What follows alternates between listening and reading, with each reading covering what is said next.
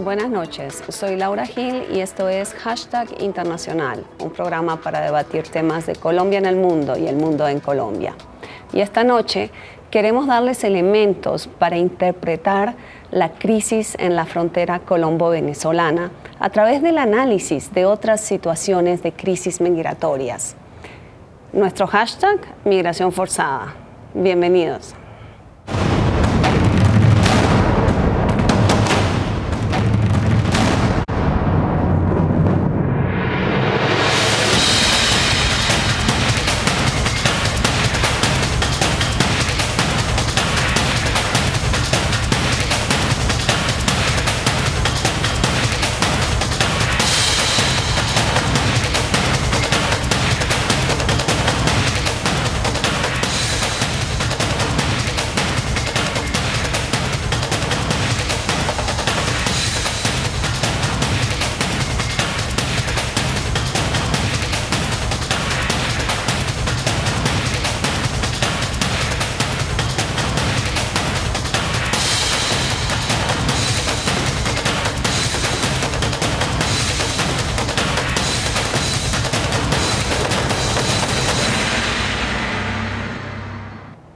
Bueno, y para hablar de lo que está sucediendo en el mundo con situaciones igual o peor de graves de lo que está pasando en la frontera con Venezuela, les voy a presentar a los invitados de hoy. La profesora Anne Ginsel de la Universidad del Rosario, doctora en Sociología, con un doctorado justamente en los colombianos que migran, ¿verdad? Que migran a Europa.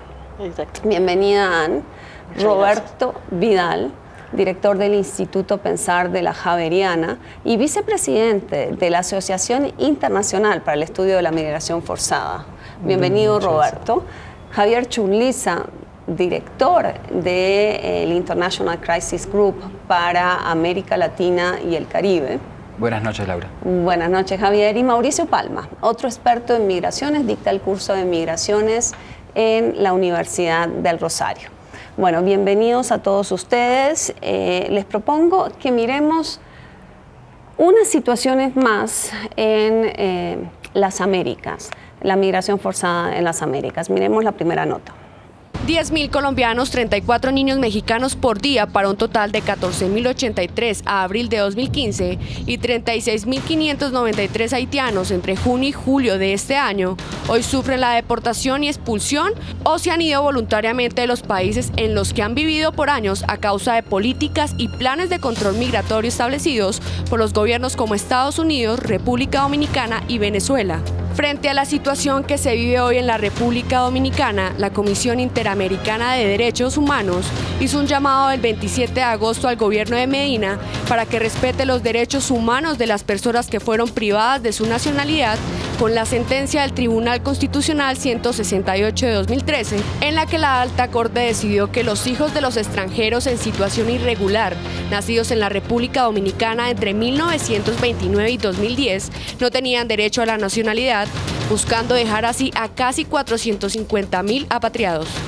El Plan Nacional de Regularización de Extranjeros y la Ley Especial de Naturalización, que venció el 1 de febrero, surgieron tras una sentencia del Tribunal Constitucional en el año 2013. La política ha sido catalogada de discriminatoria, pues les niega el derecho a nacionalizarse incluso a descendientes de haitianos que hayan nacido en territorio dominicano. El presidente Danilo dice que este plan de regularización marca una nueva era en las relaciones repúblico-haitianas. Ha comenzado, como les he descrito, una nueva era en las relaciones dominico-haitianas. Y en esta nueva etapa nos gustaría contar con la comunidad internacional. Una de las principales acciones que estamos llevando a cabo para fortalecer la soberanía dominicana y garantizar los derechos de las personas que viven en nuestro territorio es proveer a todas ellas con la documentación que les corresponda. Aunque recientemente el canciller de la República Dominicana, Andrés Navarro, anunció que todos los dominicanos que digan que nacieron en el país podrán ser sujeto de investigación y no serán deportados.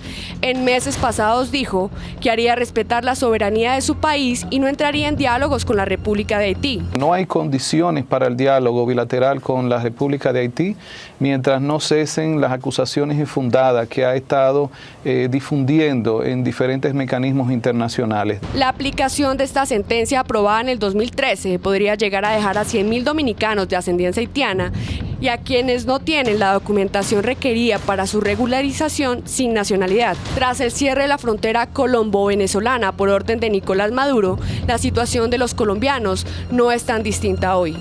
Porque además he decidido prolongar más allá de 72 horas el cierre de esta frontera, más allá. Luego de que Colombia no lograra el suficiente respaldo para convocar una reunión con cancilleres, el alcalde de Cúcuta viajó este martes para radicar una demanda y dejar entablada la queja ante la Comisión Interamericana de los Derechos Humanos. Sabemos que las fronteras son puntos de encuentro, no puntos de desunión. Y sabemos que las fronteras de países hermanos como Colombia y Venezuela deben ser fronteras vivas. Lo que se ha generado con todo este proceso ha sido una gran desintegración, una ciudad de Cúcuta con 850.000 habitantes, que conurbados llegan a ser 1 millón de habitantes, pero que está golpeada porque durante 60 años hemos venido recibiendo pues los desplazamientos normales, las deportaciones normales, pero esta deportación que se está haciendo con violación de los derechos humanos, un desplazamiento forzado por parte del presidente Maduro, pues sí no estábamos preparados, como nadie ha estado preparado para cualquier desplazamiento forzado al estilo de la época de Hitler. En Estados Unidos actualmente también se vive una fuerte situación de migración. Alrededor de 14.083 menores mexicanos han llegado solos al país en lo que va del año. Not because we lack compassion, but because in addition to being a nation of immigrants, we're also a nation of laws. And if you have a disorderly and dangerous process of migration, that not only puts the children themselves at risk, but it also calls to question the legal immigration process of those who are properly applying and trying to enter into our country. Muchas de las razones por las que los menores deciden cruzar para llegar a Estados Unidos es la inseguridad, buscar a sus familiares y obtener un empleo. Como todos los que estamos acá con el mismo sueño de querer pasar para estar con nuestros familiares y todo, ¿verdad? Pero como no todos corremos con la misma suerte. El gobierno mexicano se encuentra realizando un esfuerzo para mitigar el gran número de niños que salen del país, según indicó un estudio del Centro de Investigaciones Pew Hispanic. México empezó a tomar más acciones en su frontera sur, empezando el verano pasado, y fue en reacción al récord número de detenciones de niños no acompañados en los Estados Unidos. Bueno, Roberto, casi 40.000 personas deportadas desde República Dominicana a Haití en junio, julio, hasta la primera semana de agosto. Casi 40.000 en 2 meses y 1 semana. ¿Podríamos explicarles quizás a los televidentes exactamente cómo empezó la crisis con la sentencia de 2013? Francamente, lo que hace esta sentencia del 2013 es legalizar una práctica que venía desde mucho tiempo atrás, ¿no? Bien, creo que habría que advertir que hay 2 tipos de situaciones de migración internacional involucradas en este y los casos que estamos hablando esta noche. Por un lado, la migración que se debe a las condiciones en los países de origen, ya sean económicas, de conflicto interno, que fuerzan a las personas a moverse o que hacen que salgan de sus países hacia otros. Esa es una dirección. Pero aquí, en los casos que tenemos esta noche, lo que está de por medio son las medidas legales que toman los estados de recepción de esos migrantes para hacer políticas con ellos, administrar esa migración, frecuentemente o admitiéndolos, por mucho tiempo toleran esa admisión y después en algún momento expulsándolos. Ese es el caso también de Haití Dominicana. Son países con una diferencia económica bastante grande. Ha habido unos flujos históricos de haitianos hacia República Dominicana, buscando mejores condiciones de vida, empleándose en empleos subordinados. Y en el modo de lidiar con esa migración se resuelve en esta sentencia de la Corte Constitucional, que va a decir entonces que los haitianos que están allí deben ser expulsados. Eso es frecuente en todos los estados, pero llama la atención de esa sentencia las dimensiones que toma, y era los hijos de haitianos que entraron a República Dominicana de manera ilegal desde los años 20 hasta ahora, lo cual toma varias generaciones, 3 o 4 generaciones de haitianos en República Dominicana. Desde 1929. Entonces no estamos hablando ni siquiera de haitianos, sino que estamos hablando de dominicanos hijos de haitianos, personas que nacieron en Dominicana y que eran hijos de haitianos. Lo que hace esa sentencia es quitarles la nacionalidad y expulsarlos. Entonces, es una medida política, por supuesto, que ha generado muchas reacciones en el continente completo y que lo que hace es focalizar. Ni siquiera quisiera señalar, porque lo vamos a ver en los varios casos, ni siquiera son los extranjeros que están aquí, sino nacionales a los que se les quita la nacionalidad para expulsarlos. De ahí las dimensiones tan enormes. Son 3 generaciones de haitianos que de un momento a otro se ven expulsados hacia el otro país. ¿Eso que produce en ellos? Un desarraigo tremendo. Esas 3 generaciones es posible que sea gente que no tiene ya ninguna relación con el Haití, sino que han hecho su vida de hijos y nietos en República Dominicana, que entran a un país que tal vez no conocen y con el que no tienen relación, y que se ven de repente despojados del modo o la forma en que vivían. Detrás de eso, una decisión política. Y lo último que quisiera mostrar es que esas decisiones, que no es el caso que tenemos en Colombia, Venezuela, son decisiones que tienen un abrigo en la legalidad, porque es una decisión de la Corte Constitucional y es una decisión además que el derecho internacional en esos términos autoriza al Estado dominicano para tomar. Eso complejiza bastante la situación. Bueno, entonces tú hablas de 3 aspectos: el drama humano, la decisión política y luego el manto de legalidad. Ahora entramos exactamente, digamos, a discutir esto y a compararlo con Colombia-Venezuela, pero ustedes a primera vista, Javier, Mauricio, ven en qué se parece esto, República Dominicana, Haití, y en qué no se parece a el caso de Colombia-Venezuela.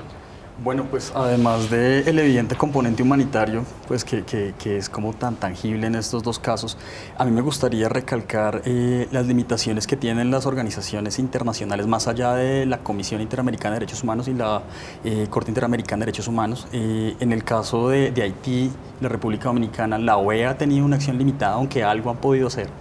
Y en el caso, bueno, de Colombia, que se trataron de activar los mecanismos que pues, ya conocemos en los últimos días, finalmente no se ha podido pronunciar nada al respecto, no ha habido ninguna declaración de peso. Entonces, todo esto en el contexto en el cual se reafirman ese tipo de decisiones como tan específicas y tan típicas del continente latinoamericano, de los estados latinoamericanos, donde tratan de reafirmar esa entidad soberana, autónoma, legítima sobre cualquier otro estamento internacional. Y entonces, ese es el punto específico que yo quisiera señalar más allá del componente humanitario. Pero entiendo, Javier, que el caso de las deportaciones fue un elemento importante de la agenda de CARICOM más que de la OEA. ¿Eso es correcto? Sí, es correcto. En CARICOM se ha discutido ampliamente a propósito de lo de Haití, pero también a propósito de diversos flujos migratorios hacia los Estados Unidos, el tema del manejo legal de las deportaciones. En el caso que enfrentamos las últimas 2 semanas en Colombia y Venezuela, tenemos una decisión básicamente arbitraria, sin procedimiento, que ha causado este flujo grande de migración. Pero yo quisiera, si me permites, complementando lo que dice Mauricio, decirte que en todas las crisis migratorias, más allá de los flujos normales de población que históricamente han ocurrido, hay un componente que lo encontramos de manera consistente, y es que estas crisis ocurren cuando hay unos desbalances muy grandes entre los países que expulsan y los países que reciben, desbalances que pueden ser económicos. Por ejemplo, en el caso de Venezuela, es obvio que la crisis económica venezolana, la crisis política, ha causado por necesidad interna un problema fronterizo con Colombia. De igual manera, en el caso de Haití y República Dominicana, el desequilibrio en el crecimiento, el desarrollo de los 2 países, especialmente después del terremoto del 2010, se profundizó y causó las condiciones para eso. Lo vemos también en México, Estados Unidos. Y entonces estos desequilibrios hacen que los temas migratorios terminen siendo eminentemente políticos, como decía Roberto, de manejo de los gobiernos, y nos olvidemos que hay una serie de temas estructurales que tienen que ver con las causas de la expulsión y también con las causas que llevan a los países a reaccionar con una gran dosis de nacionalismo que linda con la xenofobia. Esa iba a ser mi próxima pregunta para Ana, el tema de cómo hay una instrumentalización del discurso nacionalista en el marco de estas crisis migratorias. ¿Uno podría decir que hay similitudes entre el caso República Dominicana, Haití, Colombia, Venezuela? Hay, obvio, hay cosas muy parecidas, es lo que los panelistas acaban de explicar. Obvio, siempre cuando hay problemas uno busca también una solución si hay un problema que es estructural, pero hay un punto que creo que hay que tomar en cuenta, es precisamente más allá de este contexto global, de lo que está pasando, de esas relaciones internacionales entre estados en las regiones, pues lo que vimos son dramas humanos de personas, como nos explican, que a veces no son más haitianos, son dominicanos. Ya llevan generaciones viendo este país que es el suyo. De un día al otro les dicen, usted ya no es más de aquí. Con Venezuela tenemos este problema también.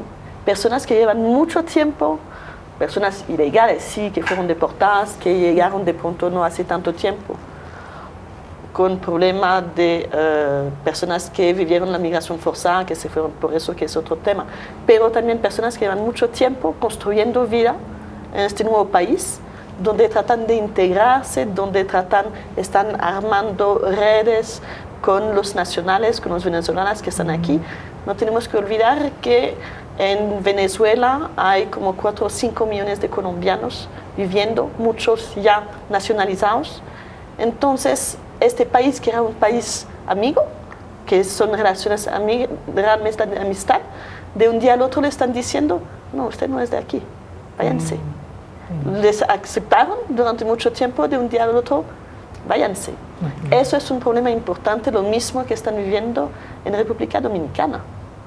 Le están diciendo, usted, si durante mucho tiempo ustedes están aquí, ustedes de aquí, y uno trata de integrarse realmente, toma realmente reglas, normas, comportamientos del país que lo recibió, y de un día al otro les dicen, no, usted ya no. Pero, digamos, nosotros les quisimos mostrar el caso de República Dominicana, Haití, justamente para plantear lo siguiente.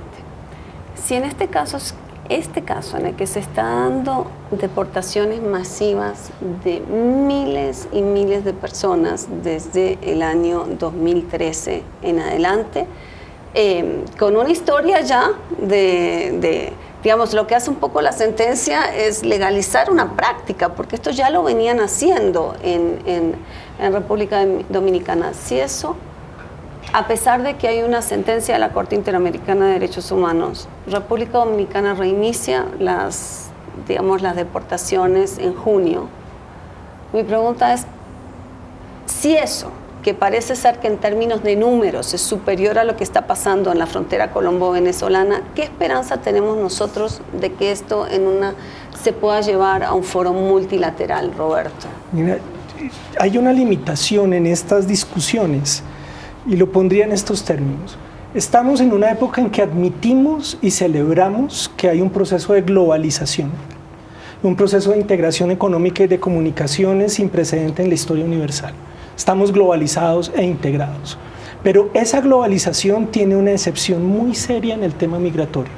El tema migratorio sigue, en términos del derecho internacional, sigue otorgándole una enorme competencia política a los estados para decidir desde la perspectiva nacionalista que preguntabas hace un momento, cómo es la política que ellos pueden tener con los migrantes. Y eso es un derecho que tienen los estados. Por eso cuando enfrentamos todos estos casos, vas a ver que aún la Corte Interamericana o el sistema interamericano o Naciones Unidas comienza diciendo, reconocemos que el Estado tiene el derecho de controlar sus fronteras, tiene el derecho de expulsar a la gente ilegal, tiene el derecho de poner condiciones para la entrada. Tiene el derecho de montar un discurso xenófobo, y la pregunta es, ¿hay xenofobia en esto que está pasando entre Colombia y Venezuela? Bueno, pregunta, digamos, un poco difícil. Sin embargo, es muy difícil tapar el sol con un dedo. De cualquier forma, la utilización que está teniendo el gobierno de Nicolás Maduro del componente del colombiano y de la colombianidad, tratando quizá de desviar la mirada de los problemas internos, un poco apelando a lo que ha sido la historia de las relaciones binacionales, apelando también a esa tradición de colombianos en Venezuela que lleva pues más de, no sé, 40, 50 años siendo una de las principal comunidad extranjera en ese país, no deja de tener un tufo bien concentrado de xenofobia. Ahora, quisiera, digamos, volver un poco al asunto de la resolución del problema en términos multilaterales, y es que, claro, usted en el momento que estábamos tratando de ver el caso de Haití República Dominicana, esa sentencia de 2013 de la Corte Constitucional tiene un componente, digamos, transitorio en el cual el gobierno de República Dominicana, el presidente Medina, va a intentar tratar como de arreglar el asunto y va a imponer unas medidas transitorias para que los extranjeros se regularicen, y algo así como 200 y pico de mil, 230.000 personas en situación de irregularidad que habían sido, digamos, herederas, haitianos, dominicanos ya, hijos de haitianos, segunda, tercera generación, van a terminar regularizando su situación, y este periodo se va a acabar en junio y las deportaciones reinician.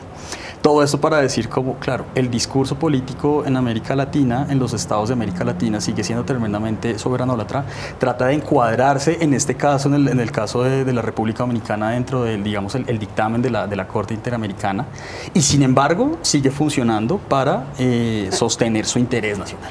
Y en eso también tiene que ver entonces la movilización de las personas, actos xenofóbicos, de nuevo como en el caso venezolano con Colombia, en el caso dominicano con Haití, es de nuevo como apelar a esa situación de nacionalismo durísimo, esta comunidad que en Haití, en República Dominicana, también ha sido pues una permanencia histórica, entre otros factores.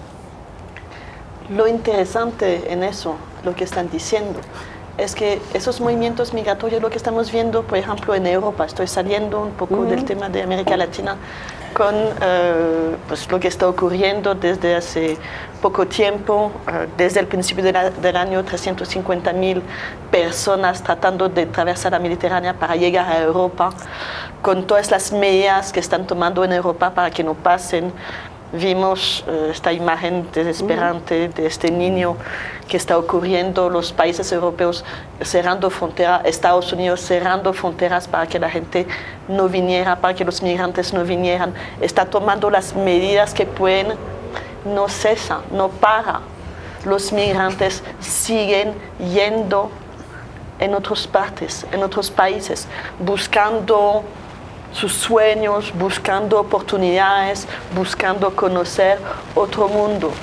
Lo que nos dice eso, que es algo muy interesante, es que precisamente esta visión nacionalista del Estado-Nación que se construyó desde el siglo XIX, donde cada nación tiene sus derechos, soberanía, etcétera, etcétera, esos movimientos están precisamente poniendo en tela de juicio toda esta construcción de los Estados-naciones.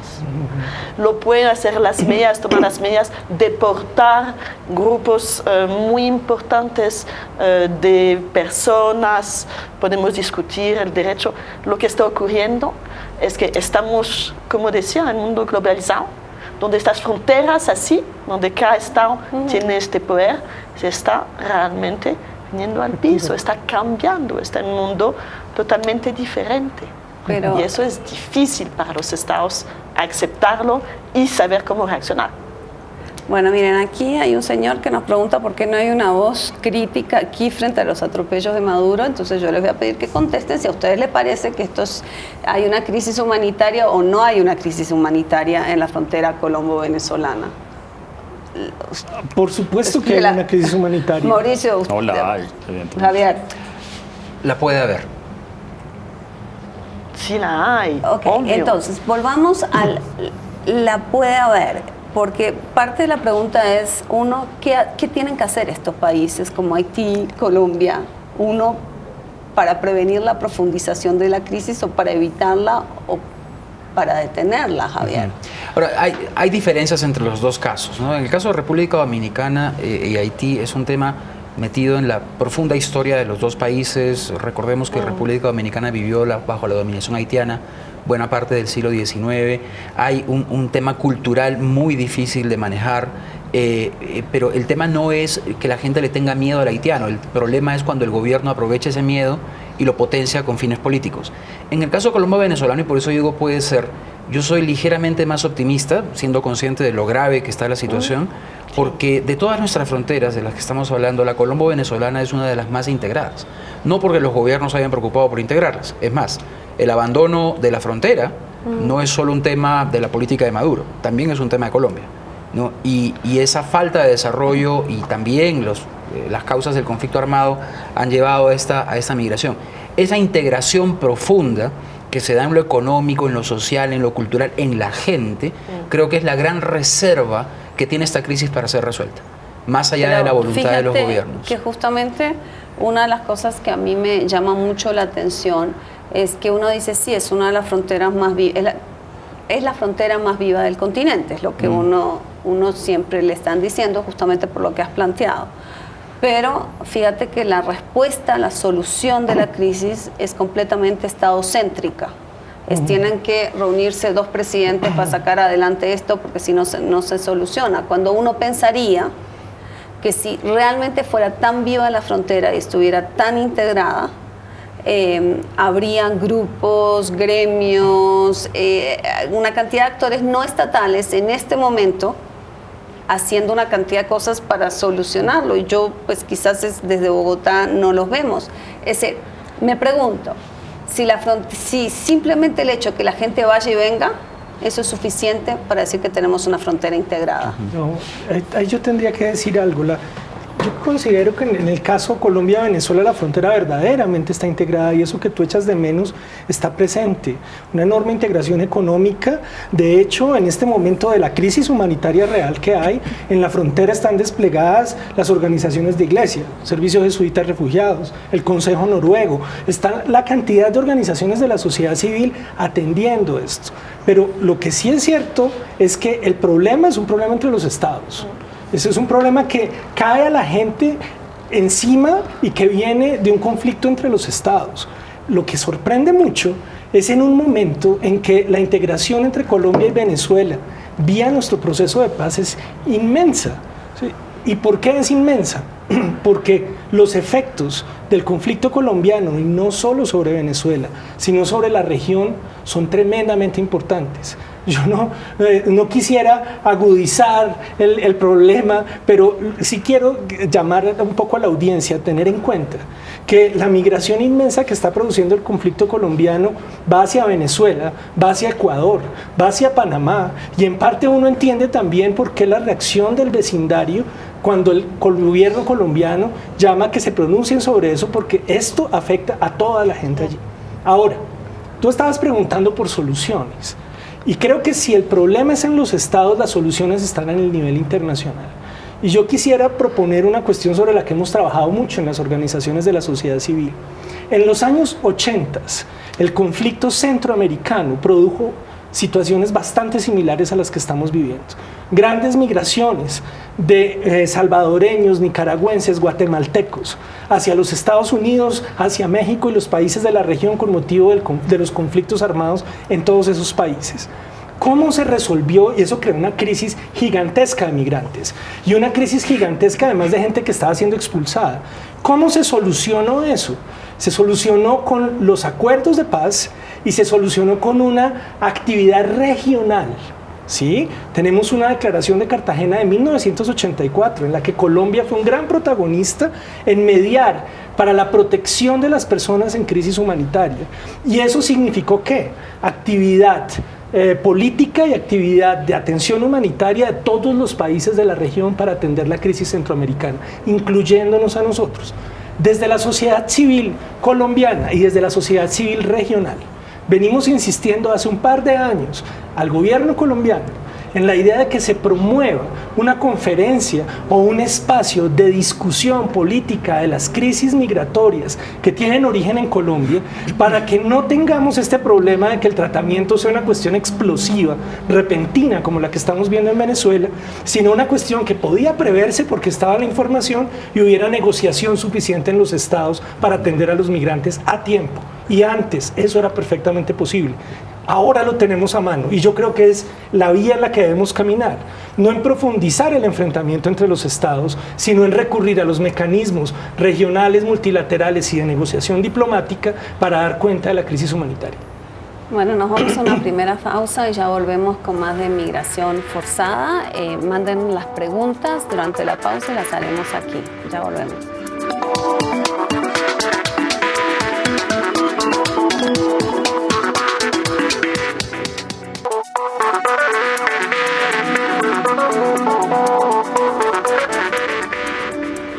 Bueno, seguimos en Hashtag Internacional hablando de numeral migración forzada y estábamos hablando fuera del aire sobre, digamos, qué deben hacer estos países, Haití, Venezuela, y aquí hay una pregunta de David que dice ¿cómo han visto la diplomacia colombiana?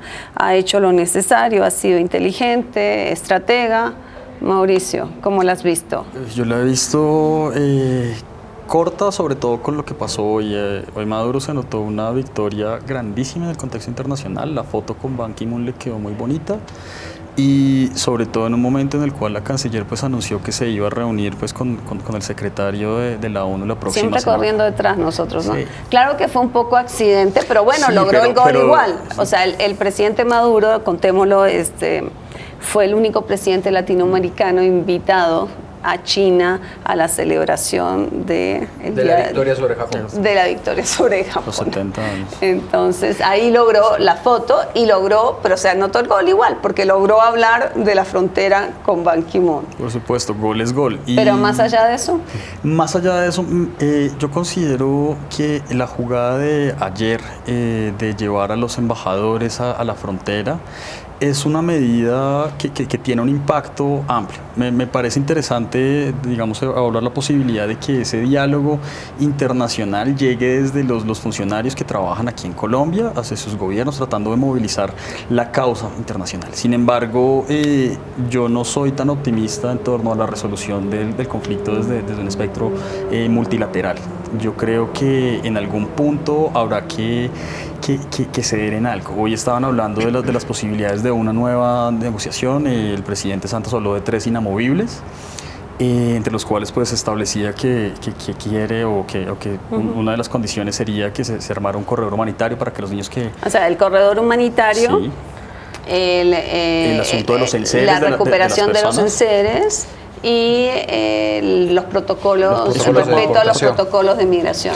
Y esos son 3 inamovibles que bueno, son los mínimos que el Estado, que el gobierno pues, colombiano debería pues, amparar a sus ciudadanos, que sin embargo están en veremos, no sabemos muy bien el señor Maduro qué va a responder al respecto. ¿Qué opinas tú, Javier, de inamovibles antes de empezar la negociación? El problema es que los inamovibles de Santos son los que deben ser.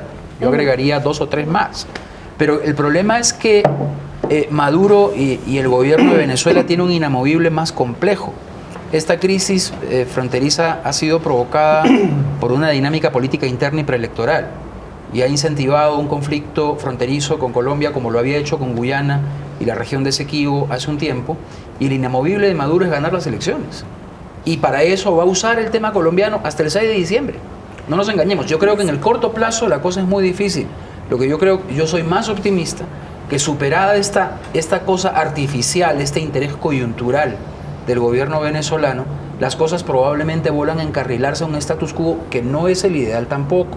Lo que teníamos antes de la decisión venezolana no era una frontera en donde florecía la cooperación y el comercio vibraba, no, había una frontera que ya arrastraba muchos problemas y que se han agravado con esta decisión. Pero yo le quiero hacer una pregunta. Cuando uno escucha a Maduro decir yo no soy anticolombiano, yo realmente tengo cariño a Colombia, yo no soy anticolombiano, bueno, uno dice, bueno, no es anticolombiano, pero sus acciones muestran otra cosa. Entonces, uno sí ve un tintillo de xenofobia en su toma de decisiones, en sus actitudes, que parece irse como profundizándose. Mi pregunta es, una vez uno arranca por esa vía, ¿cómo hace para recoger después el 7 de diciembre? ¿Se puede recoger? Va a ser difícil, porque obvio hay cosas que se quedan en la población. La población que en general sabemos, o sea, cuando todos los países que tienen crisis internas es muy fácil atacar afuera, provocar el sentimiento nacionalista de la población, el sentimiento patriótico de la población, y siempre queda algo. Entonces es algo que es muy problemático y que puede ir muy lejos, es un riesgo importante. Ahora, lo que decía es cierto, están las elecciones que vienen. Todo eso es precisamente para pues, detonar un poco la vista de los problemas internos y utilizamos este sentimiento. Yo veo que aquí están todos de acuerdo en que el tema es las elecciones. Mi pregunta es, si es las elecciones, ¿por qué empezó tan temprano? Porque de todas formas es difícil aguantar una situación de tanta tensión con un país vecino hasta el 6 de diciembre. Nos quedan 4 meses. O sea, ¿todos están de acuerdo que es elecciones el tema? Yo diría que no es tan sencillo y sin duda es el móvil inmediato, pero el asunto creo que no es tan sencillo porque este problema de las deportaciones no es de la semana pasada. Las organizaciones que están en frontera están reportando deportaciones, por lo menos desde hace 2 o 3 años, a cuentagotas, pero sistemáticas y permanentes. Ni tanto, en 2 meses 512, en enero y febrero de este año. Exacto. Entonces, ¿y qué es lo que la primera pregunta que hacías? Bueno, ¿y qué pasa con la diplomacia colombiana? ¿Qué pasa con Colombia? Esas deportaciones no habían sido atendidas acá. De eso no habíamos hablado, eso no había aparecido en la prensa, a pesar de que las comunidades fronterizas estaban insistiendo en que venían sucediendo. Eso es lo que me hace pensar a mí que, si bien el detonante, por supuesto, son las elecciones y la situación del partido en el poder en Venezuela, eso no explica todo lo que está pasando en la frontera ni lo que va a pasar. Y también creo que nos obliga a prepararnos, uno, para una situación permanente. Todas las organizaciones internacionales están diciendo eso. Esto va a seguir escalando y debemos prepararnos para atenderlo. Ahora, también quiero señalar una cuestión.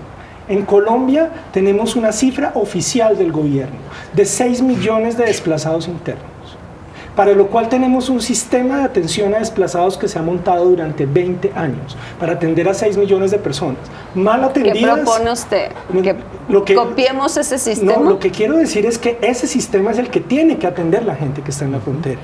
Ese es el sistema que tiene que atender la gente en la frontera. Javier, que ha trabajado en esos temas. Totalmente, ahí está la experiencia, está el know-how. Entonces, ¿qué sea que unidad de víctimas que atienda a la gente? Por supuesto, es el Departamento de Prosperidad Social a través del programa de atención a la población desplazada y la unidad de víctimas. Absolutamente. Y es más, yo creo que si este flujo continúa, no estaría de más, aunque probablemente a la unidad de víctimas no le guste lo que voy a decir, que la ley que acoge a las víctimas se amplíe para considerar estos casos. Claro. Porque ahí está la ruta que el Estado puede ofrecer, reparación integral y una serie de beneficios que ya el Estado colombiano tiene una larga práctica en darlos. Pero como solución práctica, claro, tiene todo el sentido del mundo, pero ahí estaría incurriendo en un grave problema en tanto, digamos, igualizar la condición de víctima de una cantidad de personas que están reivindicando una serie de derechos a través de todos los sucesos que han tenido, e igualizarlos con otras personas que también, digamos, vienen en una situación de victimización, pero por otro sentido. Entonces, yo creo que, claro, los mecanismos que existen a través del DPS, de toda la estructura que a largo plazo deberían tener como la capacidad de absorber y, digamos, de focalizar las acciones frente a esta nueva población, es totalmente válido. Sin embargo, me parece que hay que tener cuidado con categorizar, digamos, la condición de víctima frente a lo que es el conflicto interno colombiano, frente a lo que está pasando. Ahora, yo quería señalar algo sobre lo que usted está diciendo y la posibilidad de las elecciones. A mí me gustaría pensar también el caso de la posibilidad de que el gobierno Maduro esté desviando la atención no únicamente con miras a acumular ese capital político frente a las elecciones, sino a elementos puntuales, como por ejemplo el asunto de Leopoldo López, del cual mañana se conocerá pues mañana viernes, ¿sí? Interesante. Creo, por ejemplo. O señor. No, perdón. No, o tal vez ya pensando de aquí a un par de semanas, algunos cambios, digamos, en el asunto de la administración de PDVSA. Te hago una pregunta que llegó. ¿Qué tanta razón puede tener Maduro respecto a la problemática que representa una sobrepoblación de colombianos allá? En otras palabras, el argumento económico de la carga migrante para los países, un argumento que hizo República Dominicana, ¿verdad? ¿Alguna realidad? ¿Alguna realidad? Y aparte dan otra pregunta que creo que llega para ti. ¿Por qué? Luis Camargo pregunta por qué el migrante siempre está asociado al delito, siempre está estigmatizado, siempre está asociado con todo lo que tiene que ver con la ilegalidad. Porque es el extraño, el extranjero, que uno no sabe. Además, últimamente estamos haciendo como esas diferencias entre los tipos de migrantes que hay, ¿no? Hay la migración económica, que el que viene para robar el trabajo de los nacionales. Hay los migrantes políticos, los que tienen que desplazarse, el desplazamiento forzado en sí. Y la otra categoría en general que se da cuando se habla de las migraciones son las migraciones familiares de reagrupación, donde uno va para encontrar a los suyos. Hoy en día hay un problema muy grave que es un rechazo muy fuerte a lo que se llaman los migrantes económicos.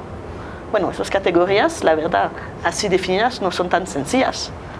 Porque uno puede ser precisamente un migrante supuestamente económico que en realidad huye de problemas en el país. Por ejemplo, unos ejemplos, en mi trabajo con la migración colombiana en Francia, he entrevistado a gente que eran personas que huyeron del pueblo porque están militantes de izquierda, los paramilitares que venían, entonces les tocó huir. Pero me dijeron claramente, mira, la verdad, habíamos podido ir a otro pueblo, o sea, un desplazamiento interno. Pero como teníamos como un familiar que está en Inglaterra, pensamos, bueno, mejor vamos a Inglaterra, hacemos un capital y con eso podemos volver y pues comprar una casa, empezar otro negocio, hacer algo diferente en otra parte, no en el pueblo donde nos sacaron, pero en otra parte. ¿Ellos qué? ¿Son migrantes políticos? ¿Son migrantes económicos? Sí, ¿Son familiares? ¿Van para los suyos? Pero en las representaciones generales que hay hoy en día es que esos migrantes económicos no son tan buenos, entre comillas, que los refugiados, desplazados, que sí tenemos que aceptar. Tú planteas, bueno, el inmigrante como el extraño, y aquí Gloria Ortega mandó una pregunta, dice, bueno, ¿acogerías a un refugiado, un migrante en tu casa? Y de hecho, la respuesta, al menos para un buen número de ciudadanos húngaros, es sí. Miremos esta nota de lo que está pasando, lo que pasó ayer, lo que pasó hoy en Europa. La crisis migratoria llega a las puertas de la Unión Europea. Hoy la imagen de un soldado turco cargando un niño ahogado estremeció al mundo. Aylan había dejado Siria con la esperanza de llegar a Europa. Hoy cientos de refugiados entraron a la estación del este de Budapest en Hungría con la esperanza de poder emprender su camino hacia Alemania o Austria, pero las autoridades húngaras los obligaron a dejar la estación. En Hungría, un movimiento de ciudadanos se ha organizado para recibir en sus casas a migrantes sirios. Hasta el ex primer ministro húngaro, Gordon Bagnai, lo ha hecho. En lo que va del año, 350.000 migrantes, en su mayoría civiles sirios, han cruzado el mar Mediterráneo, perdiendo la vida 1.850 personas aproximadamente, según cifras de la Agencia de la ONU para Refugiados, que huyen de la guerra y la difícil situación económica. Estoy horrorizado y triste con los refugiados y migrantes que están perdiendo sus vidas en el Mediterráneo, en Europa y más allá. Pero la canciller alemana Angela Merkel, junto a Francia, ha propuesto realizar un reparto de refugiados entre los países de la Unión Europea para así poder hacer frente a la crisis migratoria. Universellen Bürgerrechte, Los derechos universales han estado relacionados con Europa y su historia como un impulso fundador de la Unión Europea. Si Europa falla en la cuestión de los refugiados, si este vínculo estrecho con los derechos civiles universales se rompe, entonces no será la Europa a la que aspirábamos. También señaló que el acuerdo Schengen se puede llegar a cuestionar si no se logra atender la actual situación. Bueno, ¿recibirías a un deportado, expulsado venezolano en tu casa? Una familia completa. Nos tocará, digamos, si esto sigue, ¿será que a los cucuteños les tocará empezar a recibir en su casa? ¿Cuál es la solución? Preguntan aquí. ¿Hay solución? No hay solución. Nos vamos a una segunda pausa y ya volvemos. Y hablemos de la solución.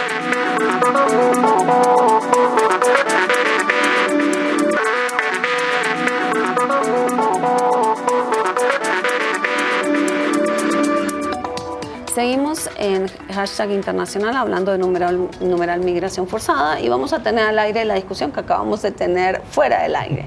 La pregunta que nos planteamos es si lo que debe hacer el gobierno colombiano atendiendo a las personas expulsadas de Venezuela es, digamos, mitigar la situación de manera temporal, enfocarse en atenderlos o enfocarse en una política que les permita permanecer de manera permanecer en Colombia de aquí en adelante. Pero ¿qué opinas tú de eso? O sea, ¿qué debe hacer el gobierno en eso? Porque hay todo un debate sobre si los albergues son sostenibles o no son sostenibles. No, son albergues, obvio que no. O sea, uno puede vivir así no sé cuánto tiempo en esos albergues, eso sí. Pero yo creo que muchísima de esta gente que les tocó irse de un día para el otro, que eso fue lo grave. O sea, fue difícil precisamente en esta crisis. Es persona que apenas la situación se tranquiliza, se normaliza, que hay los cambios que se necesitan precisamente en esta frontera, van a devolverse, van a regresar. ¿Ustedes creen no que van a todos regresar? Se van a quedar. No todos, pero... No en todos los casos. Yo creería que los que más van a regresar son aquellos que tienen familiares que dejaron atrás, sobre todo los papás que tuvieron que dejar a sus niños que ya son venezolanos. Sin embargo, yo sí creo que digamos que todas estas acciones que ha tomado el gobierno de Nicolás Maduro van a constituir de una u otra forma un hito, o un nuevo hito, como renovando esa noción de otredad frente al colombiano que puede tener, digamos, un impacto duro en las mentes de estas personas. Yo considero que los programas que se comienzan a implementar a partir de ese momento deberían tener un panorama mucho más duradero en el tiempo, pensar en soluciones más duraderas. En cualquier caso, pues estas personas son colombianas y además de eso hay también un ofrecimiento de parte del gobierno para aquellos venezolanos que también han venido pues con estas personas de nacionalizarse. Entonces yo creo que hay que pensar en la doble vía. Por una parte una porción de estas personas que eventualmente, digamos, tratando de volver y otras que se van a quedar. Yo les quiero hacer una pregunta, sobre todo a Roberto y Javier, porque planteaban el tema de la resolución, digamos, de esto usando mecanismos multilaterales y el diálogo directo entre estados.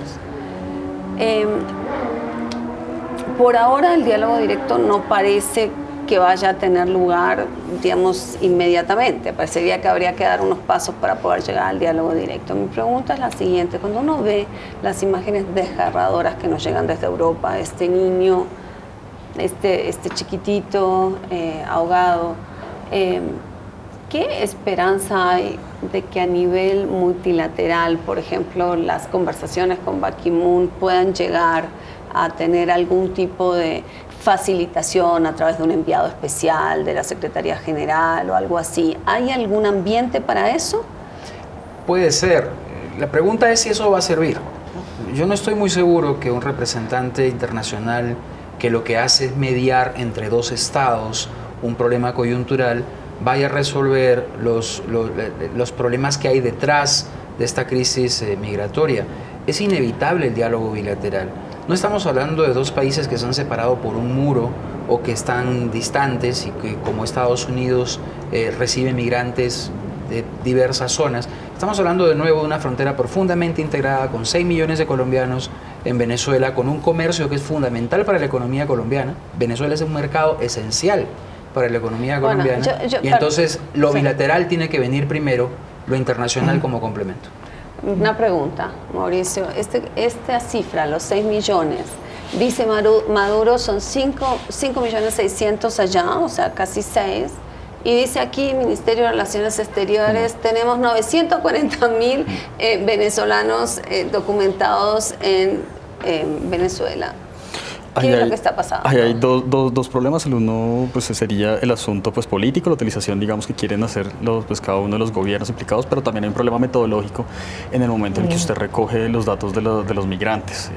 Usted, por ejemplo, puede tomar como colombiano en Venezuela aquel que es colombiano nacido en Colombia o aquel que es hijo de colombiano o aquel que es colombiano de tercera generación, y nosotros no tenemos conocimiento de cuál es la metodología que está usando Nicolás Maduro en este caso. Si el señor le da o el gobierno venezolano le da por contar pues, a todos esos colombianos, hijos de colombianos que tienen doble nacionalidad, pero que también son colombianos nacidos en Venezuela, es muy posible que la cifra de los 6 millones sea factible. Si Migración Colombia entonces solamente tiene en cuenta los desplazamientos de personas que salen de Colombia con pasaporte colombiano, es otra metodología. Entonces no vamos a llegar a un consenso en las cifras. Bueno, nos quedamos sin tiempo. Les voy a hacer una pregunta sí o no, porque ya nos toca irnos sobre, ¿ustedes creen que esto se resuelva en las próximas semanas? No. Por supuesto que no. ¿No? ¿Próximas semanas? No. Bueno, hemos acabado con esta nota pesimista de los invitados. Publicaremos un artículo en los blogs de Canal Capital sobre lo que sucedió aquí en este programa y la bibliografía relevante, muy útil sobre todo para los estudiantes. Los invitamos a seguir viendo la franja de análisis de Canal Capital todas las noches a las 9. Nosotros nos reencontramos el próximo jueves en #internacional y seguimos haciendo TV más humano para ustedes. Muy buenas noches.